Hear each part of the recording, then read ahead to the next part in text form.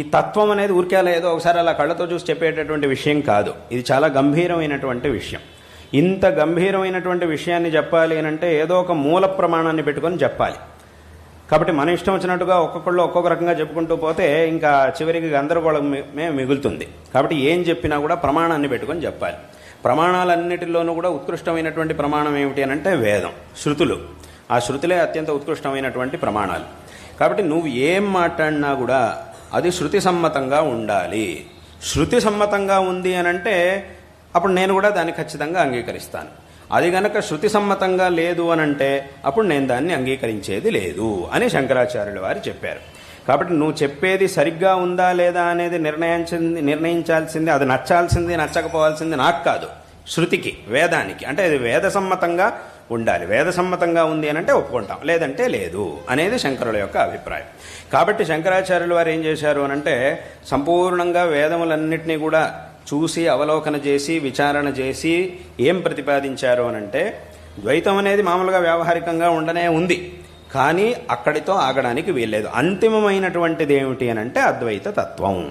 కాబట్టి అందరూ కూడా, అందుకే శంకరాచార్యుల వారు ఇదంతా కూడా విచారణ చేసి చివరికి ప్రతిపాదన చేసింది ఏమిటి అనంటే అందరూ కూడా తమ యొక్క స్వధర్మాచరణ, భగవదారాధన వీటన్నిటినీ కూడా చక్కగా చేసి, అంటే దీన్నే కర్మ మార్గం భక్తి మార్గం అని అంటారు.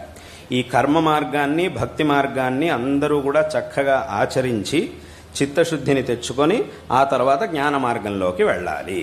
జ్ఞాన మార్గంలో వెళ్ళి అక్కడ చెప్పినటువంటి తత్వాన్ని తెలుసుకొని అక్కడికి ఈ జీవితాన్ని, జ్ఞానాన్ని పొంది మోక్షాన్ని పొందాలి అనే విషయాన్ని శంకరాచార్యులు వారు చెప్పారు. కాబట్టి ఈ కర్మ మార్గం మరియు భక్తి మార్గం, అదేవిధంగా జ్ఞాన మార్గం అని 3 మార్గాల్ని మన శాస్త్రముల్లో, ఉపనిషత్తుల్లో వీటన్నిటిలో కూడా చెప్పారు. వాటిలోనే శంకరాచార్యులు వారు కూడా ప్రతిపాదన చేశారు. అక్కడికి 3 మార్గాలు: కర్మ మార్గం, భక్తి మార్గం, జ్ఞాన మార్గం. మళ్ళీ ఈ 3 మార్గాల్లోనూ జ్ఞాన మార్గం అనేది చివరిది. దానికంటే ముందు కర్మ మార్గం మరియు భక్తి మార్గం. కర్మ మార్గం అనంటే మనకి చెప్పబడినటువంటి స్వధర్మాన్ని ఆచరించడం, స్వధర్మంలో చెప్పబడినటువంటి కర్మలన్నింటినీ కూడా చేయడం, అది ధర్మ మార్గం అని అంటే. అదే కర్మ మార్గం అని అంటే. భక్తి మార్గం అనంటే ఆ భగవంతుణ్ణి ఆరాధించడం అనేది భక్తి మార్గం. ఈ రెండింటినీ చేయగా చేయగా చేయగా ఏమవుతుంది అనంటే మనకి విశేషమైనటువంటి యోగ్యత వస్తుంది. ఆ యోగ్యత వచ్చినప్పుడు జ్ఞాన మార్గంలోకి మనం ప్రవేశించగలుగుతాం. ఆ జ్ఞాన మార్గంలోకి ప్రవేశించి జ్ఞాన మార్గంలో ముందుకెళ్ళాక మన జ్ఞానం వస్తుంది. ఆ తర్వాత ఆ మోక్షాన్ని మనం పొందగలుగుతాం. కాబట్టి ఈ విధంగా వీటన్నిటికీ కూడా సమన్వయం చేసుకొని అవిరుద్ధమైనటువంటి ఏ దర్శనమైనా సరే, ఏదైనా ద్వైతమైనా అద్వైతమైనా విశిష్టాద్వైతమైనా ఏమైనా సరే, శంకరులు చెప్పింది ఏమిటి అనంటే ఏం చెప్పినా కూడా అది వేదసమ్మతంగా ఉండాలి. వేదసమ్మతమైనటువంటి విషయం ఏదైనా సరే మేము తీసుకుంటాం, అది ఎక్కడున్నా సరే మేము తీసుకుంటాం. వేదసమ్మతంగా లేదు అనంటే దాన్ని తీసుకోవడానికి వీల్లేదు. సరే, ఇది శాస్త్రముల్లో ఉండేటటువంటి చర్చ.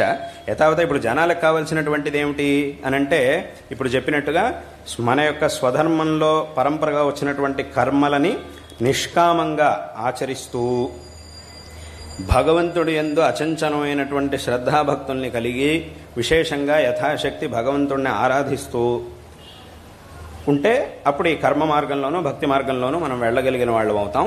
తద్వారా మనం చిత్తశుద్ధిని పొందుతాం. ఆ తర్వాత మనం జ్ఞాన మార్గంలో వెళ్ళి మోక్షాన్ని పొందగలుగుతాం. అది ఇక్కడ చెప్పినటువంటి విషయం. అంటే వ్యవహారంలో మనం ఏ వ్యవహారం చేయాలన్నా కూడా దానికి ద్వైతం అనేది కావాలి.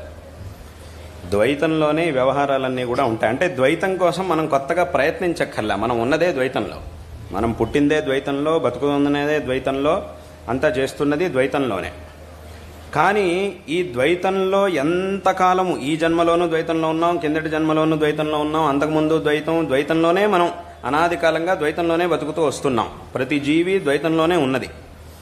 కానీ ఈ ద్వైతంలోనే ఉంటూ ఇన్ని జన్మల్ని ఎత్తినా కూడా ఇంకా మనం అనుకుంటూ ఉన్నటువంటి పరిపూర్ణమైన సుఖం అనేది మనకి లభించట్లేదు. ఎందుకంటే అందరూ కూడా కోరుకునేటటువంటిది ఏమిటి ఈ ప్రపంచంలో? ఒక మహారాజైనా, ఒక సైనికుడైనా, ఒక ధనవంతుడైనా, ఒక పేదవాడైనా, ఒక పండితుడైనా, ఒక పామరుడైనా, ఒక మందబుద్ధి అయినా, ఒక బుద్ధిమంతుడైనా, ఎవరైనా కూడా, ఒక ఆస్తికుడైనా, ఒక నాస్తికుడైనా, ఈ దేశంలో ఉండేవాడైనా, విదేశంలో ఉండేవాడైనా, ఎవరైనా కూడా కోరుకునేది ఏమిటి అనంటే నాకు సుఖం కావాలి.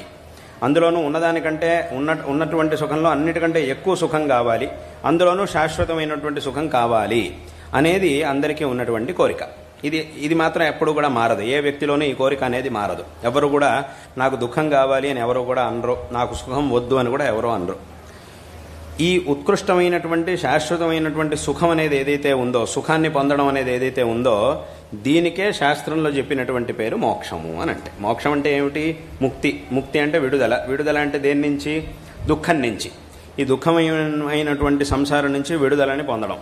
విడుదలని పొందితే మరి తర్వాత ఏమిటి అని అంటే సుఖం, శాశ్వతమైనటువంటి సుఖం, ఆ బ్రహ్మానందం అనేది ఏదైతే ఉందో ఆ ఆనందాన్ని పొందడం, పరిపూర్ణమైనటువంటి ఆ పరబ్రహ్మానందాన్ని పొందడమే మోక్షము అని. అంటే ఇది కావాలి అనేటటువంటి ఇచ్ఛ అందరికీ కూడా ఉన్నది.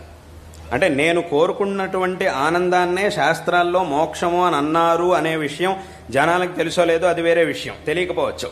నేను ఏ ఆనందాన్ని అయితే కోరుకుంటున్నానో దాన్నే శాస్త్రంలో మోక్షము అనే మాటతో వ్యవహరించారు అనే విషయం జనాలకు తెలియకపోవచ్చు. ఆ విషయం తెలియకపోయినా కూడా అంతిమంగా జనాలందరూ కూడా కోరుకునేది ఆ మోక్షాన్నే, అంటే అశాశ్వతమైనటువంటి సుఖాన్నే. దాన్నే శాస్త్రంలో మోక్షం అని అన్నారు. అటువంటి అంటే మన యొక్క ఉద్దేశ్యం ఏదైతే ఉందో, దేన్ని పొందాలి అనేటటువంటి ఆశ మనకున్నదో, అది ఎంతవరకు మనం ఈ ద్వైతావస్థలో ఉన్నా కూడా అది మనకి లభించట్లేదు, అది లభించదు కూడా. అదేవిధంగా దాన్ని పొందాలంటే దానికి కావలసినటువంటి మార్గం ఏమిటి అనే దాన్ని కూడా మన బుద్ధితో మనం ఆలోచించి తెలుసుకునేటటువంటి విషయం కాదు, మన బుద్ధికి అందనటువంటి విషయం. కాబట్టి మళ్ళీ ఆ విషయాన్ని తెలుసుకోవాలంటే మనం ఎక్కడికి వెళ్ళాలి?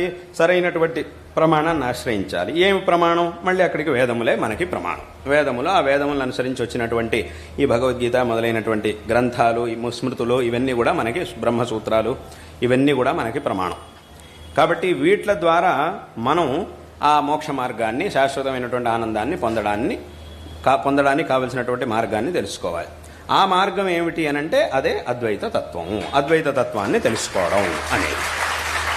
కాబట్టి ఈ వ్యవహారంలో, వ్యావహారిక అవస్థలో, అంటే మనం ద్వైతావస్థలో ఉన్నప్పుడు ఈ ద్వైతావస్థ అనేది ఆ అద్వైతావస్థని పొందడానికి కావలసినటువంటి సాధనలను చేయడానికి ఉపయోగపడుతుంది. అంతవరకు మాత్రమే ఈ ద్వైతం యొక్క ఉపయోగం. ఇలా చేయడం ద్వారా మనం ఆ అద్వైత స్థితిని పొందుతాం. అద్వైత స్థితిని పొందిన తర్వాత ఇంకా మనకి మళ్ళీ ద్వైతం అనేది ఉండదు, ద్వైతావస్థ అనేది ఉండదు. కాబట్టి ఆ అద్వైతం వ్యవహారావస్థలో ఉన్నప్పుడు మనం ఏం చేయాలి అని అంటే, ఇప్పుడు అడిగినట్టుగా అద్వైత తత్వం, జీవబ్రహ్మైక్యం వల్ల వ్యవహారంలో మనకేమిటి ఉపయోగం అనేటటువంటి ఒక ప్రశ్న ఉంది కదా. ఆ ప్రశ్నకి సమాధానం ఏమిటి అని అంటే, ఆ అద్వైత తత్వం అనేది వ్యవహారంలో మనకు ఎలా ఉపయోగపడుతుంది అని అంటే, ఆ అద్వైత తత్వాన్ని పొందితే గానీ మనకి మోక్షం రాదు. ఆ మోక్షాన్ని పొందాలి అంటే అద్వైత తత్వాన్ని తెలుసుకోవాలి. ఆ అద్వైత తత్వాన్ని తెలుసుకోవాలి అంటే దానికి సాధన చెయ్యాలి. ఆ సాధన చెయ్యాలి అనంటే అది ద్వైతావస్థలోనే సాధ్యం అవుతుంది. కాబట్టి ఆ అద్వైతం అనే సిద్ధాంతం, అద్వైత తత్వం అనేది ఏదైతే ఉందో, అది తన ద్వారా మనకి లభించేటటువంటి మోక్షం అనేటటువంటి ఫలాన్ని మనకి చూపించి, ఆ మోక్షాన్ని పొందడానికి నువ్వు ద్వైతావస్థలో ఉన్నావు, నువ్వు ఈ ద్వైతావస్థలో నువ్వు సాధన చెయ్యి అని మనకి ఆ అద్వైత తత్వం చెప్తుంది. కాబట్టి ఆ అద్వైత తత్వాన్ని పొందడానికి కావలసినటువంటి ఆ సాధనని ఈ ద్వైతావస్థలో మనం చేయగలుగుతాం. అలా చేస్తేనే ద్వైతావస్థ నుంచి అద్వైతావస్థ స్థితికి మనం వెళ్ళగలుగుతాం.